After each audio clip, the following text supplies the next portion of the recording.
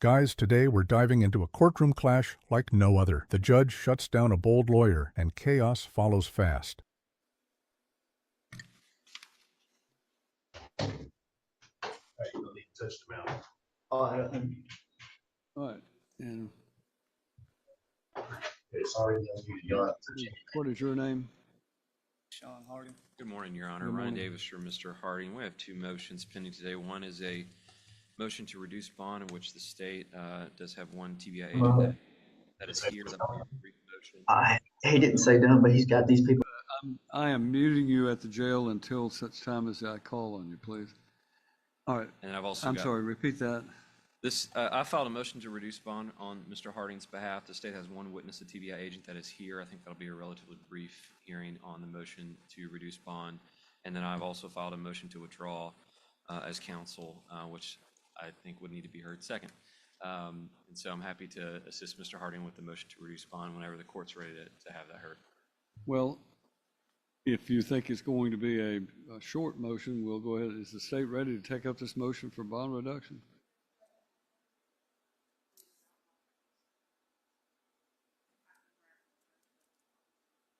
Well, since he's here and in custody, I'd like to go ahead and deal with it if we can. That'd All be right. fine, Your Honor. We'll give you space at the table. Just shove all that stuff that the public defender has on that table out of your way.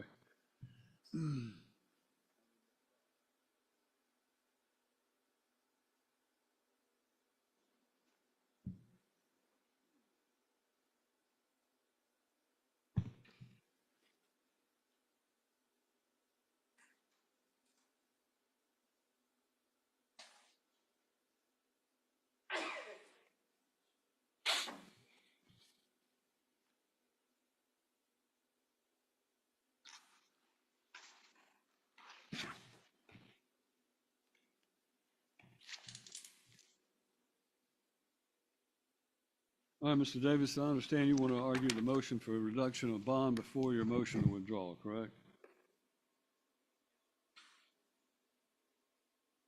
Mr. Harding has been in custody for a couple of years now. This is one of the conspiracy cases, and despite that, a motion to reduce his bond has never been filed.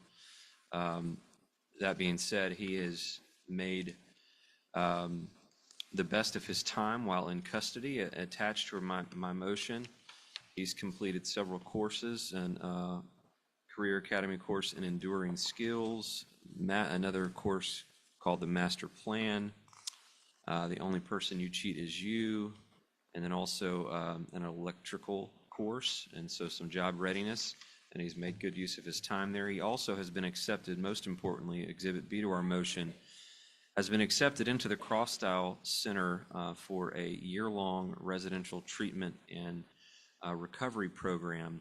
The acceptance letter was dated March 7th, so this we filed this motion as soon as, and set it as soon as possible once he was accepted into that program.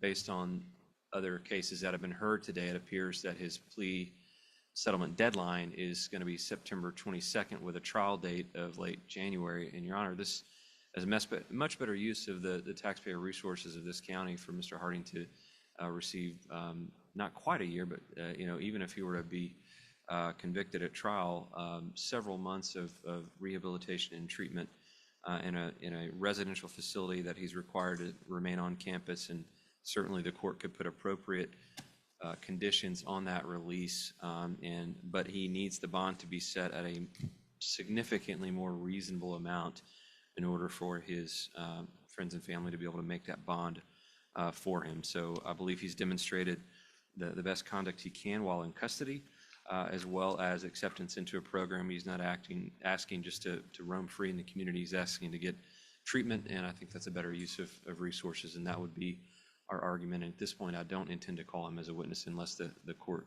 sees fit.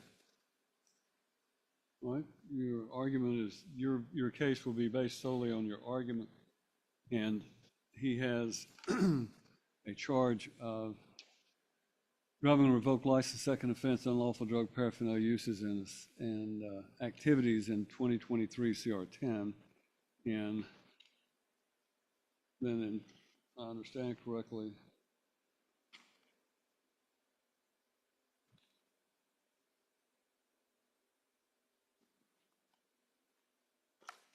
according to the docket, he then has a case of, that's the conspiracy case, Yeah, 300 grams or more, and then he also has another separate indictment of 2023 CR 19, charging him with possession of methamphetamine with intent to sell, unlawful drug paraphernalia, and resisting arrest. All right? yes, Your Honor.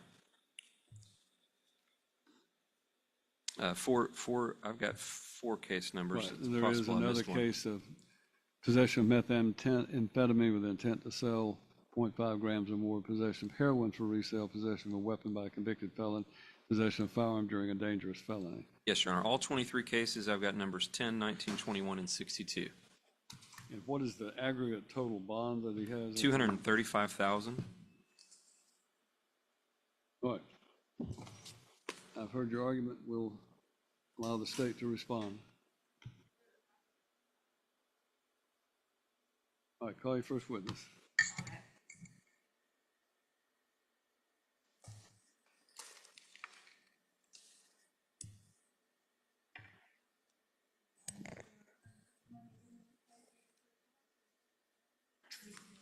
I do.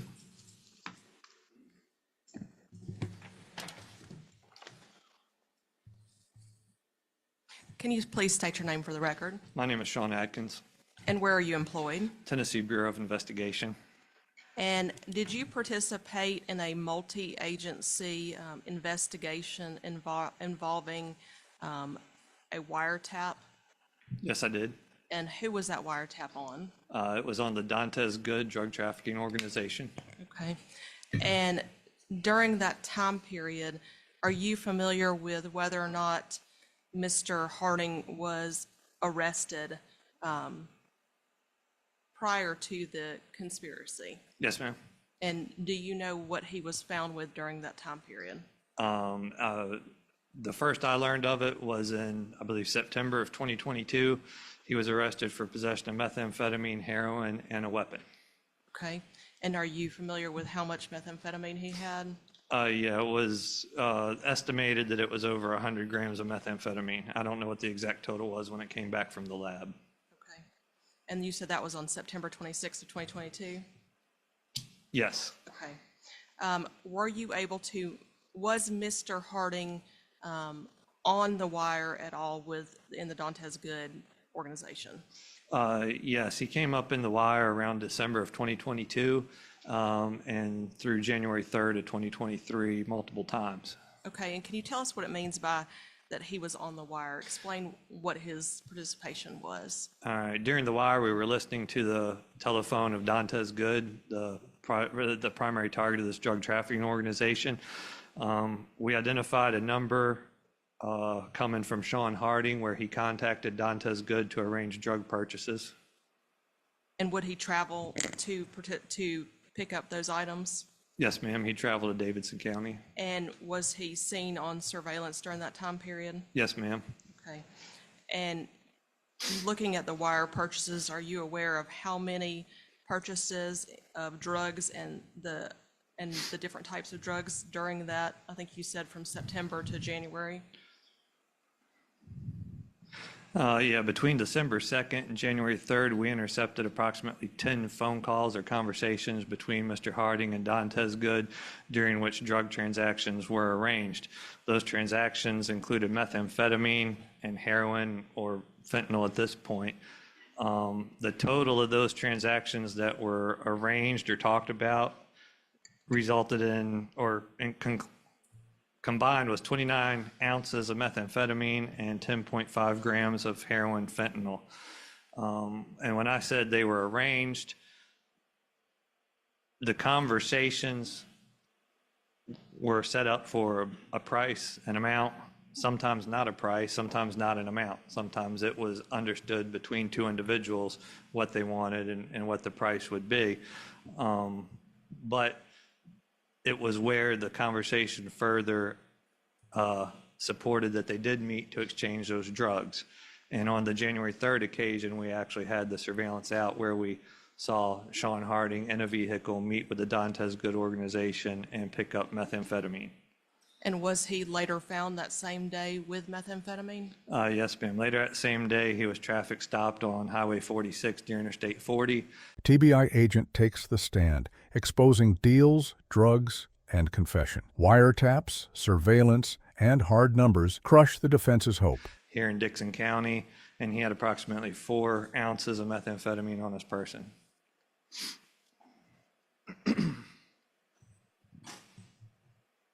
And I would presume that the quantity of drugs that Mr. Harding was purchasing, in your experience, is not for personal use. Those quantities are usually for resale, not for personal use. And are you aware of whether or not Mr. Harding made any admissions in this case?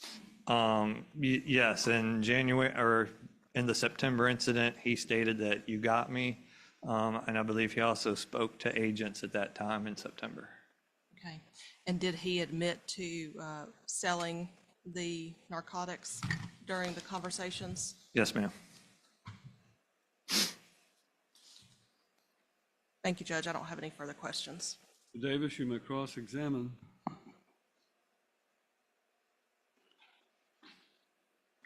Good morning, Agent. My name is Ryan Davis. I represent Mr. Harding. When Mr. Harding was apprehended, he was also found to have needles on him and signs that he'd also been using, correct? Yes, I believe in the September incident, there were needles found in the car. Okay. And it's not uncommon for someone to sell to support their habit in No. your line of investigation. No, sir, it's common. And you believe that that was probably the case for Mr. Harding? Usually with most people that we investigate, they're also users as well as distributors to fund their habit. Okay. Nothing further, Your Honor. Need a redirect? Thank you. You may sit down. Thanks, sir. Any rebuttal? Despite the state's evidence, the purpose of bond, and I understand one of the factors in a motion to reduce, or the factors in setting bond and reducing it, is likelihood of conviction. But Mr. Harding is still presumed innocent. Even though he's wearing orange and he's been in custody for a couple of years, his presumption of innocence carries with him all the way until trial. And there are multiple factors for the court to consider, including his time in the community of almost 30 years. He was gainfully employed in ways other than selling, the allegations of selling drugs. He's not a resident of Dixon County for 30 years. He's a Davidson County resident. Well, correct? resident of Tennessee, Your Honor, and nearby, and with longstanding ties in the community. And the purpose of bond primarily should be to secure a defendant's attendance back at court. And I believe it can do so here. And again, he's made best use of his time, and the community is better served by Mr. Harding, who, again, if the state is able to prove these allegations, I think the proof at trial will show he was trying to support his own habit. So allowing him to attend and complete a residential treatment job readiness program with a high bar of accountability is a better use of the taxpayer resources, and we believe a significant reduction in his bond is appropriate.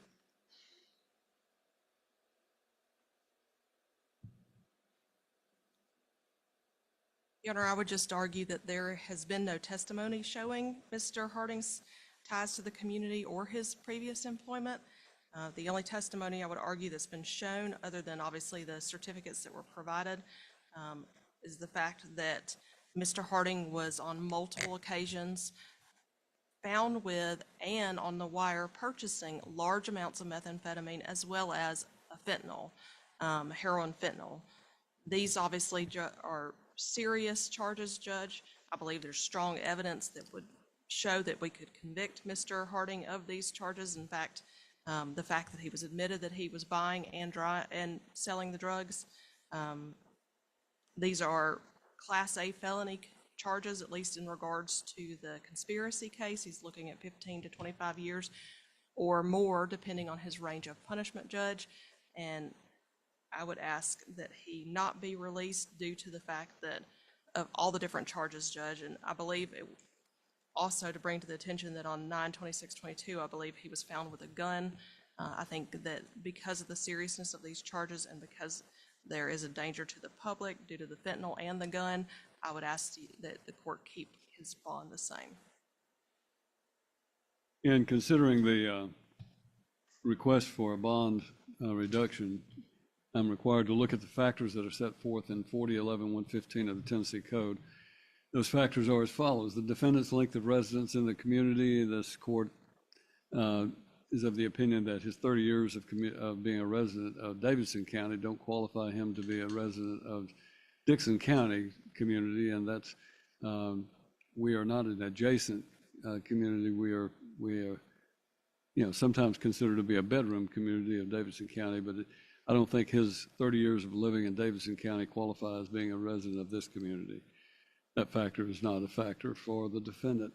The defendant's employment status, I understand there's not really any evidence that's been presented. His prior criminal record, including prior releases of recognizance on bail, I don't have any evidence about that. Whether at the time being charged with the offense, the defendant was on release pending trial or sentencing, there is I don't find anything that indicates that. Just have a seat, Mr. Davis. The nature of the offense and apparent probability of conviction and the likely sentence. This is this conspiracy charge is a Class A felony. That's the 2023 CR 21. In addition to that, he has other charges of possession of methamphetamine, which are Class B felonies at the minimum. In docket number 2023 CR 62, he has a Class B felony of possession of methamphetamine with intent to sell, possession of heroin with intent to resell, and then possession of a weapon by a convicted felon and possession of a firearm during a dangerous felony. The testimony before the court is that not only was he found in possession of these items, but he made a confession or admission to investigating officers. But in addition to that, he was on record on the wiretap tapes as having made arrangements to purchase large amounts of methamphetamine. So the type of charge, the nature of the offense, and apparent probability of conviction are high. If he is convicted of the conspiracy charge, then he's not even eligible for probation, and which is a factor the court has to consider. That would be a strong motivation for someone to abscond if they are released on bond and the bond was lowered. I don't have any other indicating that there's any other factors or ties to the community. Based upon the foregoing, it is this court's opinion that the motion to reduce his bond, despite the fact he may have been in jail for some time, we've now set a final plea day and a trial date for him. So that is, in my opinion, the motion to reduce bonds should be denied. I do want to clarify for the record, as stated in my motion, and I thought maybe the court had something before it that I didn't, but Mr. Harding has confirmed he's been a resident of Dixon and Hickman County.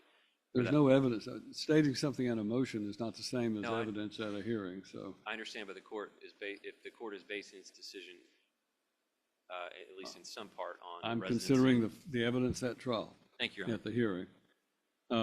So I have denied the motion to withdraw. The case is set for trial on January the 20th of 2026, and the last status day will be September the 22nd of 2025. Mr. Davis has filed a motion to withdraw, and I've reviewed very quickly your motion to withdraw. I'll allow you to argue it if you wish to make any argument other than what set forth in your motion. I'm happy to rely largely on my motion, but this was an appointment that I did not seek, that I was not asked if I would like to be appointed to this case. This is a complicated case. I think the likelihood of Mr. Harding proceeding to trial is quite high in January. With the caps on compensation, it is not only a case in which counsel is unfairly compensated, but no doubt a case in which I would lose a significant amount of money trying this case. Dixon County, although I love being before the court, is an hour from my home and an hour from my office as well. In order to take cases here, I charge appropriately, retain clients. I'm not going to belabor the 14-page argument that I made before the court, but the rule does, while the rule does provide for involuntary appointments, it also provides for a basis for withdrawal if there's an unreasonable financial burden. I've set that out in my motion, which certainly is the case here. not to mention the fact that the section of the rules of professional conduct that allow judges to appoint involuntarily does not single out only attorneys that take criminal appointments. I would think there's Walk behind it instead of in front. Walk behind it instead of in front of it. The clash ignites as defense pleads hope and state shows danger. The judge leans on the law, painting a bleak path forward. Thank you, Your Honor. I thought maybe you're laughing at me. I mean, I'm really trying hard here, Judge. Right. But the rule that allows the involuntary appointment does not contemplate only attorneys that practice criminal law. There's, I would venture to say, a lot of other licensed attorneys in Dixon County that have yet to be appointed to represent defendants in this county. But for the reasons set forth in my motion, which I'm sure the court has read, I'm asking to withdraw just because this is something that I cannot afford to try a week-long conspiracy case at the rate in which the Supreme Court of Tennessee values my services. This is a problem that the Supreme Court of the state has been attempting to address, and part of that was the administrative office of the courts and the Tennessee Supreme Court have both worked together to try to raise the minimum rate for lawyers who are appointed in criminal cases. I have stood in the same shoes that you have been in, Mr. Davis, for many years. I've taken cases when I was practicing law that I didn't want to, and I had a net of $50 in a first-degree murder case back in the 80s that it was certainly not something that I had asked for, and it was an involuntary appointment. The problem that we have is that it's a 27 defendant indictment. Therefore, the public defender cannot represent more than one, if possibly even that one, and we had to reach out. There are not 27 criminal defense lawyers in Dixon County who are practicing criminal law. I understand your argument about other attorneys in Dixon County who have not been assigned it, but in truth, we have assigned cases or appointed cases to every lawyer who practices criminal law in this county. We don't appoint people who do not practice criminal law for the very reason that they're not competent to, particularly competent to be able to take an appointment and try that case. So what we've had to do is to reach out to anyone who practices criminal law in this court. If you take a criminal law case for pay in this court, then you're subject to being appointed. This is just unfortunately a very complex case. If I relieve you from representing this defendant, I have to then turn around and find someone else to represent him, and it will be in the same scenario that we're already in. I've already exhausted every known person in the area that regularly practices in this court. So I understand your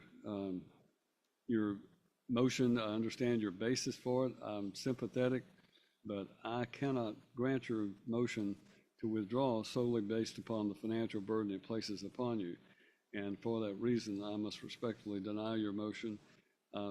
As I say, I think this may be a case where we need to try to have something done that raises the level of what the attorneys who are involved in this case, because of the complexity of it, may have to try to get with the administrative office of the courts to try to see if there's some way to alleviate that cap or raise the cap on the case that would allow you to be compensated more regularly. I think you can file a motion for a case to be considered to be extended and complex, and it certainly is.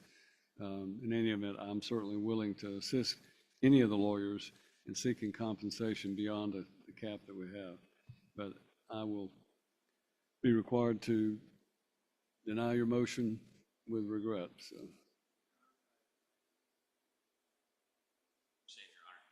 I'm not going to continue asking for a different outcome, but I would say that the rate, whatever it was you were paid in the 80s, that rate was actually fairly similar to what the rate is now. And if you factor in, the inflation, you actually were doing quite better in the 80s than I will be doing on this case. They paid for when I was appointed to represent Ada Whittemire on a first-degree murder charge. Judge Leonard Martin appointed me because I was a young lawyer and he thought that would be good experience. Well, our main proof consisted of Dr. R.D. Garcia, who was chief forensic psychiatrist in Oklahoma, who opined that she was paranoid schizophrenic and could consider could constitute a defense of insanity. Problem was is that she told me she had money in this is the Lonely Hearts Club killer. She corresponded with men and then married them and poisoned them. In any event, Allegedly. she told me, well, I think she was convicted of 2 of them, so we're going to go past the allegedly part. She told me she had $1,000 in her inmate fund at the DeBerry Correctional Institute, so I could pay for Dr. Garcia to come up and testify in Dixon County, and I did. I bought him a ticket that was $450 for a round-trip ticket for Dr. Garcia. And during the trial, District Attorney Kenneth Adkins filed a motion to have the court hold that inmate account should be seized because she had obtained that money from a wealthy rancher in Canada, corresponding with him from the DeBerry Correctional Institute, saying she'd come up and take care of him if he'd give her the money to transport. So they seized that money, so I paid $450 out of my pocket. I made a $500 cap because it was a non-capital case. So I, for a 2-week trial, made it $50 net. So I understand, Your Honor, and there are examples where if there's an area, for example, I have particular specialty in issues regarding sex offender registry and post-conviction issues, and I took a case pro bono. I requested to be appointed to a case out of Davidson County, out of Williamson County, where I reside, to assist a public defender with a PCR on an issue that I took, and my cap is $1,500 on that, and I paid $1,500 out of pocket to have Dr. Kimberly Brown testify. So I believe in doing these things not only for the purpose. I know you do, and you appear in front of me on a regular basis, and I have no question that this is not something you're trying to shirk your responsibilities, but it is generated solely because of the absolute impact that it has on your practice, and I regret that. And if there was a better solution, I would take it. I understand. If I had something I could do that would protect your client's rights and also protect your situation, I would do that. But unfortunately, I cannot. Just for the sake of the record, I know we got a record being built here. I know the court mentioned getting with the administrative office of the courts. Well, in the Supreme Court and the AOC's infinite wisdom, they are propping up, and I'm sure the court is aware, will be made aware soon. They've now decided that the solution to the issue before the court is to create an office of the appointed counsel, in which they're going to basically require attorneys that want to take these cases in each county to have a contract. Unless it's a capital murder offense, it's just a fixed fee by another name. They're going to have a contract with a certain amount of cases that they agree to take each month, with a fixed rate that they're going to be paid each month. So they're not willing to fund it because they don't think the legislature is ever going to approve something that would be akin to what the federal courts pay. And that system works pretty well. You get really good representation with appointed attorneys in federal court. They're not ever going to fund that, so now they're going to create this contract system where you agree to take so many cases for a certain amount of money per month, which does not promote justice, does not promote zealous defense. And that's their solution that they're getting ready to spend the next 2 or 3 years rolling out. I'm well aware of what they're moving towards, and I'm also very well aware of the impact that it has on a private practitioner to have to take a complex case like this. And I don't know. I wish I had a better solution. Well, one of the solutions, and the reason my motion is 15 pages long, and it has nothing to do with this court in particular, but we might leverage the denial of my motion as an opportunity to litigate this elsewhere, because I think that's probably going to be the only way to get the state's attention. Well, Mr. Harding, I want you to understand that Mr. Davis is a very fine attorney and does practice regularly. The problem is that because you are in custody and not able to hire a lawyer, we have to provide you with counsel. Because of the complexity of the case, it places a huge impact financially and on the lawyers who are appointed in this case. And as a result of that, he is asking for nothing more than consideration by this court. But it doesn't mean he won't do a good job for you. It's simply.